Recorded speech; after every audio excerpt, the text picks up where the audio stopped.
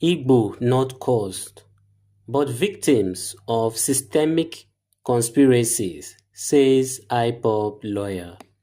If you're new here, please subscribe to our channel for more updates. The news in detail. A human rights lawyer and lead counsel for the proscribed indigenous people of Biafra, Ifeanyi Ejiofor, has described the challenges facing the southeast region in Nigeria as largely self-inflicted.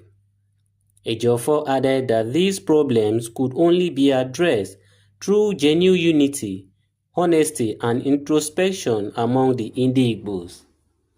In a statement he issued on Tuesday titled, "Are Igbos Caused or the Architects of Their Own Predicament?" A call for self-reflection, renaissance and redefinition of Igbo destiny. Ejiofor argued that the systematic marginalization of the Igbo in Nigeria's political landscape has often been enabled by internal disunity, self-serving elites, and short-sighted leadership. Ejiofor lamented that the Igbo are victims of systemic conspiracies, both external and internal, but more importantly, victims of their own disunity and self-inflicted wounds and internal betrayal, adding that the persistent exclusion and political setback experienced by the region cannot succeed without the complicity of certain Igbo individuals.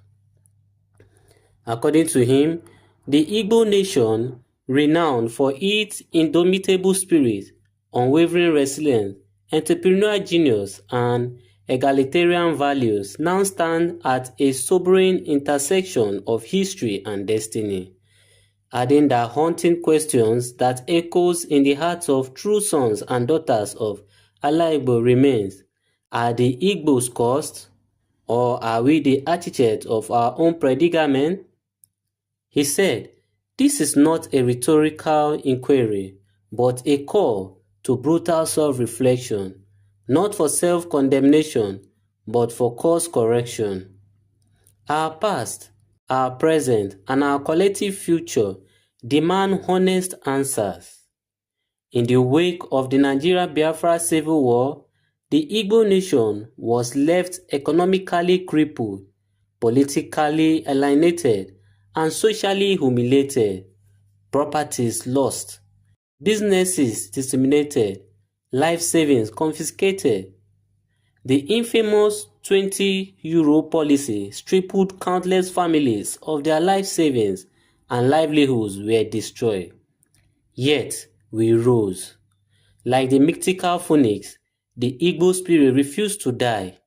In less than a generation, we rebuild not only our individual lives, but entire economies.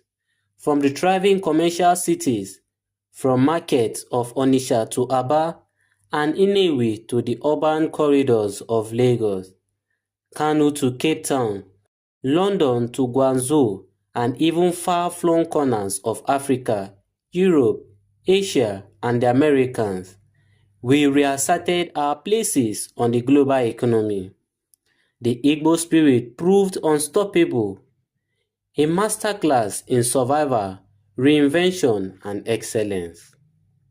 We became global symbols of resilience, tenacity, and entrepreneurial ingenuity, often surpassing other ethnic groups in economic achievement despite systemic obstacles. But herein lies the paradox: economically overachieving, yet politically underachieving; socially influential, yet institutionally sidelined. He lamented that sadly, it is a painful reality that no significant prejudice, sabotage, or orchestrated exclusion against the Igbo nation in Nigeria's political chessboard succeed without the complicity or treachery of fellow Igbos. He averred that the systematic undermining of Igbo political ascendancy has time and again been facilitated by internal disunity, self-centered political allies, and short-sighted personal agendas. He stated, From the aborted hopes of the late Dr. Nnamdi Azikiwe, through the repeated political isolation of the Southeast to the modern struggles for an Igbo presidency, a recurring theme emerges: Igbo sabotage by Igbo hands. Our political elites, driven by personal ambitions and selfish survival instincts, have repeatedly mortgaged the Igbo collective interest for crumbs of relevance. The betrayal is not just disappointing, it is dangerous. The current wave of insecurity plaguing Igbo, from deadly herdsmen occupying ancestral farmland to kidnappings and mindless killing, did not emerge by happenstance. These are the cumulative effects of years of unaddressed marginalization, institutional weakness, and internal complicity.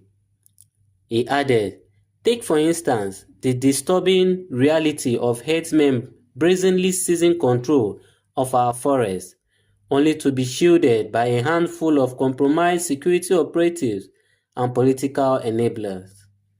It is no exaggeration to say that the Igbo homeland is under siege, not merely by external forces, but also by collaborators within.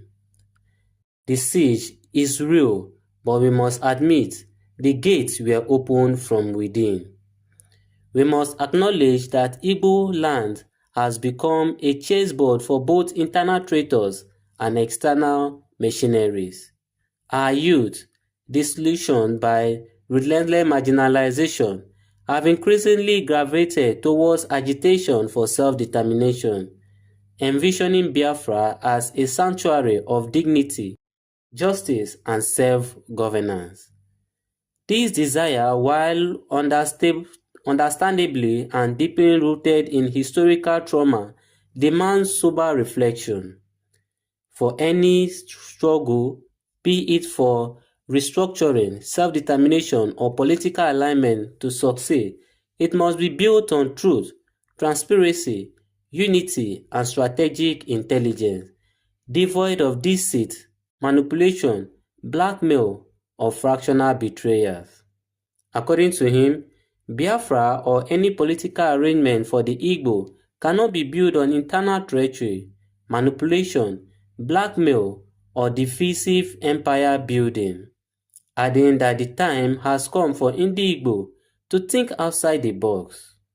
Our elites must confront their roles in our collective stagnation and betrayal. We can no longer continue the cycle of deceit where truth is buried to sustain a few at the expense of millions. The cleansing of our land begins with truth-telling. It begins with rejecting the criminalities, internal betrayals, and manipulative leadership that have permanently positioned us at the receiving end. The world must know, Igbos are not cursed.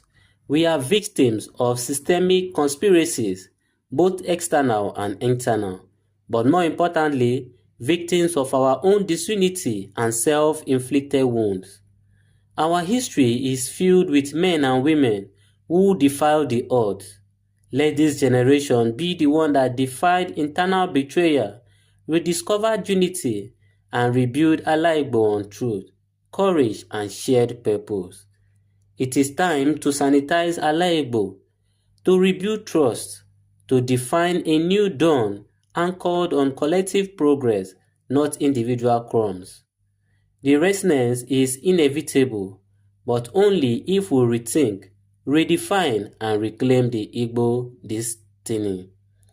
The Igbo spirit survived genocide, survived exclusion, and defied systemic sabotage. It can also survive betrayal from within and without. The time has come to rethink our politics, redefine our identity, and reclaim our future. We are not cursed, but whether we remain victims or become victors is entirely up to us, he added. Thank you for joining us. Please don't forget to subscribe, like, share on this video.